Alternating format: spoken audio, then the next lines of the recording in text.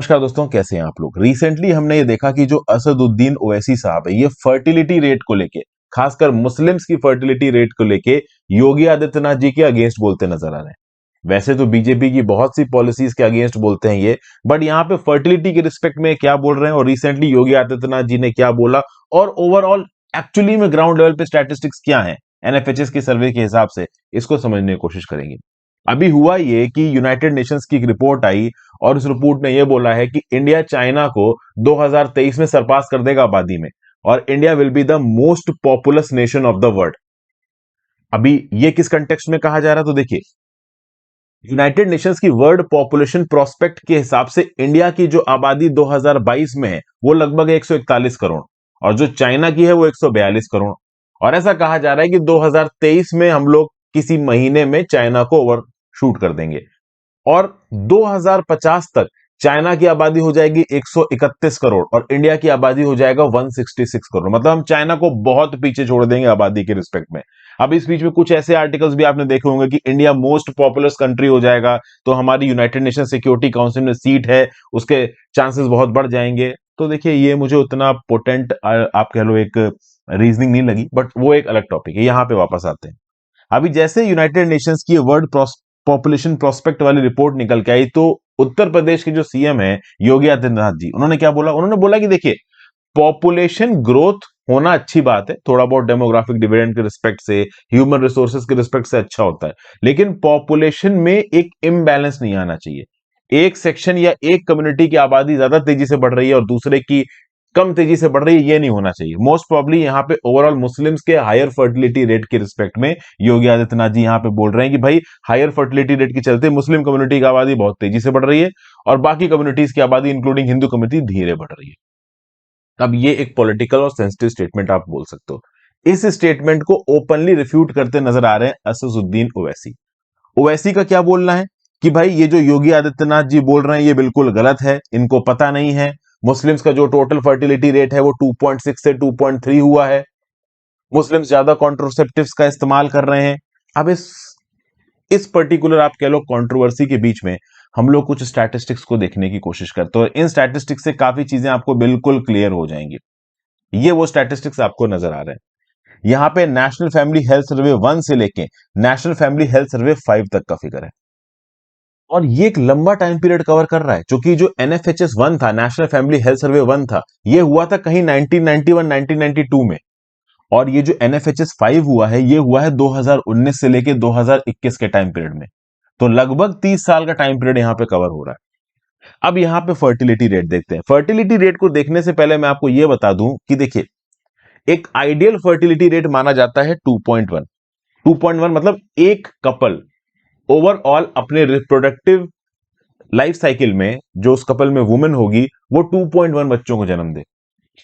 तो दो हैं हस्बैंड वाइफ, उन्होंने दो बच्चों को पैदा किया, फिर वो हस्बैंड वाइफ मर के चले गए और ओवरऑल पॉपुलेशन ना बढ़ी ना घटी, तो इसको आप बोलते हो रिप्लेसमेंट लेवल फर्टिलिटी रेट। ये है 2.1। 0.1 यहां पे क्यों एक्स्ट्रा बढ़ाया जा रहा है? क्योंकि कुछ लोग बीमारी की वजह से मरेंगे, तो इसीलिए रिप्लेसमेंट लेवल फर्टिलिटी रेट 2.1 बोला गया कि भाई, दो लोग खत्म हुए, दो लोग को वो पैदा करके चलेगा, जो 0.1 एक्स्ट्रा है वो जो बीमारी की वजह से प्री मेच्योरली जो लोग मर जाएंगे उनको काउंटर करने के लिए। लेकिन अब समझिए, इसका मतलब ये नहीं है कि अगर रिप्लेसमेंट लेवल फर्टिलिटी रेट 2.1 हो गया या उससे कम हो गया तो हमारी आबादी एकदम से गिरने लगेगी। क्योंकि समझिए, नेशनल फैमिली हेल्थ सर्वे में अगर आप देखो तो इंडिया का जो फर्टिलिटी रेट है वो 2 बता रहा है, 2.1 से कम बता रहा है। तो इसका मतलब तो ये हो गया कि दो लोग हैं, उन्होंने दो पैदा कर दिए तो अब आबादी नहीं बढ़ेगी। ऐसा नहीं होता है दोस्तों। देखिए क्या होता है, अभी जो कपल्स है, जो रिप्रोडक्टिव एज है, आप कह सकते हो कि 23-24 साल से 40 साल 45 साल, तो इस एज ग्रुप के जो कपल्स हैं वो बच्चे पैदा कर रहे हैं। अब मान लो कोई कपल 30 साल का है, उसने दो बच्चे पैदा किए। अब वो 30 साल का कपल दो बच्चे पैदा करने के बाद तुरंत हुए ना मरेगा, कम से कम 70 साल तक तो जिंदा रहेगा। ऑन एन एवरेज आप कह लो कि एक भारतीय 70 साल तक जिंदा रहता है, तो ये जो 30 साल का कपल है, ये दोनों लोग 40 और साल जिएंगे, और इनके जो दो बच्चे हैं वो भी उस टाइम पीरियड में जिएंगे। तो आगे आने वाले 10 20 30 सालों में ओवरऑल जो पॉपुलेशन आपको नजर आएगी वो बढ़ती ही नजर आएगी। हमने replacement level fertility rate meet कर लिया है, इसका मतलब ये नहीं कि हमारी पॉपुलेशन रुक गई, अब नहीं बढ़ेगी, या हम 1.9 या 1.8 या 1.7 कम फर्टिलिटी लेवल पे हैं तो हमारी पॉपुलेशन घटने लगेगी, नहीं। जो दो माँ बाप दो बच्चे पैदा कर रहे हैं, वो दो माँ बाप बच्चे पैदा करते ही मर नहीं रहे हैं, वो जिएंगे अभी 25 30 40 साल, जितना भी साल जिएंगे। तो ओवरऑल आपको अगले कुछ डिकेड्स में पॉपुलेशन बढ़ती ही नजर आएगी, भले ही आप रिप्लेसमेंट लेवल फर्टिलिटी रेट 2.1 का मीट कर लो या उससे कम चले जाओ। तो इस बात पे क्लियर रखना पहली चीज। अब बात करते हैं हिंदू और मुस्लिम कम्युनिटी की कंटेक्स्ट में। हिंदूज में जो फर्टिलिटी रेट था वो एनएफएचएस 1 के दौरान था 3.3, रिप्लेसमेंट लेवल 2.1 से बहुत ज्यादा था, लेकिन हिंदूज में एनएफएचएस 5 के समय पे आ गया 1.94। मुस्लिम्स में बात की जाए तो एनएफएचएस 1 के समय पे था 4.41% और एनएफएचएस 5 में हो गया 2.36। ये जो अससुद्दीन ओवैसी साहब बोल रहे हैं वो ये बोल रहे हैं कि एनएफएचएस 4 में 2.62 था मुस्लिम्स का फर्टिलिटी रेट और अब एनएफएचएस 5 में हो गया 2.36, मतलब 10% की कटौती हुई है। तो एनएफएचएस 4 से एनएफएचएस 5 के रिस्पेक्ट में अगर देखा जाए तो 5 में जो फर्टिलिटी रेट है मुस्लिम्स का वो 10% कम है एनएफएचएस 4 से, और हिंदूज में लगभग 9% कम है। मतलब यहां पे ओवरऑल क्या बताने की कोशिश की जा रही है कि ये जो फर्टिलिटी रेट है मुस्लिम्स का वो हिंदूज से बहुत ज्यादा तेजी से गिर रहा है। ये अलग बात है कि ओवरऑल उनका फर्टिलिटी रेट अभी के लिए जाता है। अगर आप एनएफएचएस 1 से एनएफएचएस 5 को कंपेयर करो मुस्लिम कम्युनिटी के फर्टिलिटी रेट को, तो ये 46.5% घटा है। मतलब 1991 से लेकर 2021 के बीच में जो फर्टिलिटी रेट है मुस्लिम्स में वो लगभग 46.5% घटा है, और ये नंबर हिंदू कम्युनिटी के लिए 41.2% है। तो नो डाउट अगर फर्टिलिटी रेट मुस्लिम कम्युनिटी में ज्यादा है तो उसके गिरने का रेट भी ज्यादा है। वहां पे भी ओवरऑल एक रिप्रोडक्टिव एज में जो वुमेन है वो नंबर ऑफ जो बच्चे पैदा कर रही है वो कम है। तो इसी चीज को यहां पे असदुद्दीन ओवैसी पॉइंट आउट कर रहे हैं। अब यहां पे कुछ इंपॉर्टेंट हम लोग चीजों को समझते हैं। देखिए, फर्टिलिटी रेट इसलिए ज्यादा नहीं होता है कि एक इंसान ओवरऑल जबरदस्ती बच्चे पैदा कर रहा है, ये हर केस में वैलिड नहीं है। फर्टिलिटी रेट को कम करने के लिए जो सिंगल मोस्ट इंपॉर्टेंट फैक्टर है वो ये है कि भाई एक वुमेन का अवेयर होना, एक वुमेन का एजुकेटेड होना, और उसके बाद अगर कोई इंपॉर्टेंट फैक्टर आता है तो उस वुमेन का सेल्फ डिपेंडेंट होना, एम्प्लॉयड होना। देखिए, आज की डेट में प्रोग्रेसिव वुमेन कौन है? जो एजुकेटेड है, जिसको ओवरऑल पता है कि मुझे जिंदगी में क्या करना है, और उसके बाद अगर वो नौकरी कर रही है किसी अच्छी एम्प्लॉयमेंट में, सेल्फ डिपेंडेंट है, पैसों के लिए किसी के ऊपर वो आभारी नहीं है, तो उस कंटेक्स्ट में और अच्छा है। क्योंकि उस समय पे वो जो वुमेन है वो अपनी मर्जी के हिसाब से डिसीजन ले सकती है, क्योंकि वो खुद पैसे कमा रही है। तो चाहे घर वाले प्रेशर डालें, चाहे हस्बैंड प्रेशर डाला, अगर उसको नहीं करना है तो नहीं करना है। और बच्चा पैदा करना अपने आप में बहुत बड़ी बात होती है। भाई, एक बच्चा माँ का पूरा जान खींच लेता है, इतना खून ओवरऑल पूरी बॉडी खींच लेता है। एक लेडी प्रेग्नेंट होने के बाद जब मां बनती है तो उस लेडी की काफी ताकत निचुड़ जाती है ओवरऑल उसके शरीर को, मतलब आप समझ रहे हो ना, अच्छा खासा प्रेशर आता है एक लेडी के शरीर पे। तो ऑब्वियस सी बात है, जो पढ़ी लिखी लेडीज हैं, जो कहीं ना कहीं एम्प्लॉयमेंट में इन्वॉल्व हैं, ओवरऑल वो एक लिमिट से ज्यादा बच्चे अपनी लाइफ ड्यूरेशन में पैदा नहीं करना चाहेंगे, इररिस्पेक्टिव ऑफ द फैक्ट कि वो किसी भी धर्म के हो। लेकिन दो चीजें यहां पे फुलफिल होनी चाहिए। एक तो वो लड़की पढ़ी लिखी होनी चाहिए, औरत पढ़ी लिखी होनी चाहिए, अवेयर होनी चाहिए। दूसरा, वो एम्प्लॉयड होनी चाहिए। तो ऐसे केस में वो अपने आप को डिफेंड कर पाएगी और अपने यहां पे ओवरऑल कह सकते हैं कि जो भी उसका खुद का सेल्फ व्यू पॉइंट है वो सामने रख पाएगी। एक्चुअली में यहां पे ये बताया जा रहा है कि किसी भी कम्युनिटी के अंदर एजुकेशन, सोशल अवेयरनेस, एक मां का एम्प्लॉयमेंट स्टेटस, उस मां की और उस औरत की अवेयरनेस क्या है, उसकी एजुकेशन क्या है, ये बहुत हद तक डिसाइड करती है कि वहां पे क्या फर्टिलिटी रेट होने वाला है। जितना ज्यादा एक कम्युनिटी के अंदर औरतें पढ़ी लिखी होंगी, उतना ज्यादा सोसाइटी ओवरऑल आप कह सकते हो मॉडर्न होगी, मॉडर्निस्टिक वे ऑफ थिंकिंग होगी, और उतना ही ज्यादा फर्टिलिटी रेट कम होगा। इस कंटेक्स्ट में हिंदूज और मुस्लिम्स के रिस्पेक्ट में कुछ इंफॉर्मेशन देखते हैं। वैसे तो ऑल इंडिया देखा जाए तो हिंदूज का जो फर्टिलिटी रेट निकल के आ रहा है वो 1.94 निकल के आ रहा है, और मुस्लिम्स का 2.36।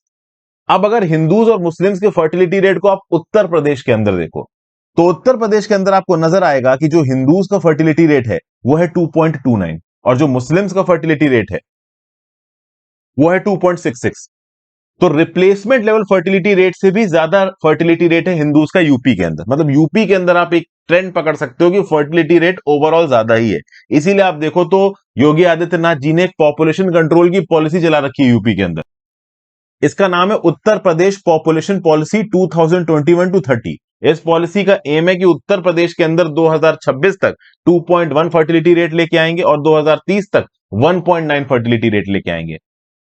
मतलब ओवरऑल जो फर्टिलिटी रेट इस समय पे उत्तर प्रदेश में चल रहा है वो रिप्लेसमेंट लेवल फर्टिलिटी से बहुत ज्यादा है, 2.1 से बहुत ज्यादा है। हिंदूज और मुस्लिम्स वाइज मैंने आपको बता दिया। नीचे कमेंट बॉक्स में बताइए कि total fertility rate Uttar Pradesh में इस समय पे क्या चल रहा है। वहीं पे अगर स्टेट के कंटेक्स्ट में किसी प्रोग्रेसिव स्टेट मतलब एक ऐसा स्टेट जहां पे एजुकेशनल पैरामीटर्स लोगों के इवॉल्व हो चुके हैं, लोग ज्यादा पढ़े लिखे हैं, तो हम तमिलनाडु की बात कर लेते हैं। तमिलनाडु के अंदर अगर आप हिंदूज और मुस्लिम्स के फर्टिलिटी रेट को कंपेयर करोगे तो आपको क्या डाटा निकल के आएगा। तमिलनाडु के अंदर हिंदूज का जो फर्टिलिटी रेट है वो है 1.75 और मुस्लिम्स का है 1.93। तो भले ही मुस्लिम्स का हिंदूज से ज्यादा है but overall replacement level fertility rate से कम है, 2.1 से बहुत कम है। तो इस पर्टिकुलर इंफॉर्मेशन की बिना पे हम ये बड़े आराम से कह सकते हैं कि ओवरऑल फर्टिलिटी रेट को डिसाइड करने वाले जो सबसे इंपॉर्टेंट पैरामीटर्स हैं वो है सोशल, और उसमें जो दो सबसे बड़े पैरामीटर हैं, एक है वुमेन का अवेयर होना, एजुकेटेड होना, दूसरा उसका एम्प्लॉयड होना।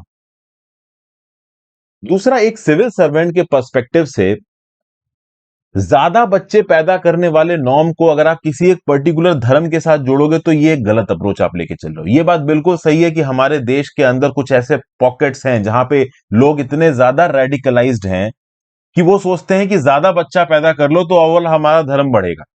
लेकिन मैं बता दूं कि ये जो सोचने वाले लोग हैं वो ज्यादातर मेल्स हैं, क्योंकि उनकी बॉडी पे कोई इंपैक्ट आता नहीं है। ज्यादातर इंपैक्ट जो होता है वो लेडीज की बॉडी पे आता है। और मैं आपको एक बात बता दूं, इस प्रकार की जो आइडियोलॉजी है वो लिमिटेड है। ज्यादातर जो प्रोग्रेसिव फैमिलीज हैं वो किसी भी धर्म की हो, क्रिश्चियन हो, वो हिंदूज हो, वो मुस्लिम्स हो, अगर पढ़ी लिखी फैमिली है, अच्छा इकोनॉमिक इंडिकेटर है, तो ज्यादातर आपको दो से ज्यादा बच्चे उस फैमिली में नजर आएंगे नहीं। ऐसे सोशल मिलियोस जहां पे एजुकेशन कम है, एम्प्लॉयमेंट कम है, सोशल अवेयरनेस कम है, फैमिली प्लानिंग की प्रैक्टिसेस पहुंची नहीं है, वुमेन बिना पढ़ी लिखी हैं, ओवरऑल अपने घर वालों पे, हस्बैंड पे ज्यादा डिपेंडेंट है, वहां पे आपको ये फर्टिलिटी के केसेस ज्यादा मिलेंगे। इसका एक और मैट्रिक बताता हूं मैं आपको, ये रिलीजन वाइज है। 15 से 49 ईयर्स की जो मुस्लिम वुमेन है, ये रिप्रोडक्टिव एज है 15 से 49, ये हिंदूज के लिए और क्रिश्चियंस के लिए भी नंबर डिस्कस करूंगा। तो 15 से 49 साल की जो मुस्लिम वुमेन्स है उसमें 31.4% ने कोई भी स्कूलिंग नहीं की, उन्होंने पढ़ाई लिखाई की ही नहीं है। और लगभग 44% मुस्लिम वुमेन ऐसी हैं इसमें जिन्होंने केवल 7 साल की पढ़ाई की। अब अगर यही पैरामीटर आप हिंदूज के लिए, हिंदू वुमेन के लिए कंपेयर करते हो जो कि 15 से 49 साल की हैं, तो जिन्होंने कोई भी पढ़ाई नहीं की है हिंदू में, ऐसी लेडीज है 27.6%। और जिन्होंने 7 साल की पढ़ाई की है ऐसी लेडीज है 53%। मतलब ओवरऑल इस पैरामीटर से क्या पता चल रहा है कि जो हिंदू वुमेन है वो मुस्लिम वुमेन से ज्यादा पढ़ी लिखी है, तो ज्यादा पढ़ी लिखी है तो अवेयरनेस ज्यादा है, तो ऑब्वियस ही बात है फर्टिलिटी रेट और कंट्रोल में आ जाएगा। यहीं पे अगर आप क्रिश्चियन वुमेन की बात करो तो वो क्रिश्चियन वुमेन जो 15 से 49 के एज ब्रैकेट में आती हैं, उसमें से 16.8% वुमेन ऐसी जिन्होंने कोई स्कूलिंग नहीं हुई है, मतलब बहुत ही कम। और 65% वुमेन ऐसी जिन्होंने 7 साल की पढ़ाई की है। मतलब जो सबसे अच्छा आपको यहां पे हिंदूज, मुस्लिम्स और क्रिश्चियन में जो वुमेन का जो एजुकेशन रेट नजर आ रहा है वो क्रिश्चियंस में नजर आ रहा है। और इसी कंटेक्स्ट में अगर आप देखो तो यहां पे भी एनएफएचएस 5 हो, चाहे 4 हो, चाहे 3 हो, चाहे 2 हो, चाहे 1 हो, जो क्रिश्चियंस का फर्टिलिटी रेट है वो मुस्लिम्स और हिंदूज से बहुत बेटर है। तो इससे हम बड़े आराम से डिड्यूस कर सकते हैं कि ये जो फर्टिलिटी रेट है ये इस बात पर डिपेंड नहीं करता है कि आपका धर्म क्या है या ओवरऑल आप क्या आइडियोलॉजी रखते हो। आपकी आइडियोलॉजी ओवरऑल बच्चे पैदा करने के डिसीजंस को तब तक इफेक्ट करेगी जब तक ओवरऑल आपके पास अवेयरनेस नहीं है, प्रॉपर एजुकेशन नहीं है, एम्प्लॉयमेंट अपॉर्चुनिटीज नहीं है। जैसे ये चीज आएंगी बच्चे पैदा करने के रिस्पेक्ट में तो वुमेन सीधे सीधे हाथ खड़ी कर देंगे कि नहीं भाई, दो से ज्यादा नहीं। और आज की डेट में तो प्रोग्रेसिव वुमेन एक बच्चे तक ही लिमिटेड रहना चाहती है, क्योंकि उनको अपने कैरियर अपॉर्चुनिटीज को भी पूरा करना है। इसलिए बहुत सी प्रोग्रेसिव वुमेन इंडिया के अंदर चाहती हैं कि सरोगेसी को थोड़ा और आसान किया जाए। तो ये मेरा आपके लिए एक छोटा सा एनालिसिस था। ये जो पर्टिकुलर मैंने आपको डाटा यहां पे बताया, ये डाटा आपके काम का आ सकता है, रेलेवेंट तरीके से आप इसको कहीं पे भी कोट कर सकते हो। फर्टिलिटी रेट से रिलेटेड अगर आपको सामने कोई सवाल आता है तो किसी भी, आप कह लो, मेट्रिक को इस प्रकार से सामने मत रखना कि ओवरऑल वो आपको एक रिलीजियस बाइगॉट की तरह डिस्प्ले करे। आप समझदार हैं, आंसर कैसे लिखना है एक बैलेंस्ड वे में जहां पे ओवरऑल आपको कोई भी मतलब रिलीजियस बायस से ना दिखा जाए किसी भी धर्म के प्रति।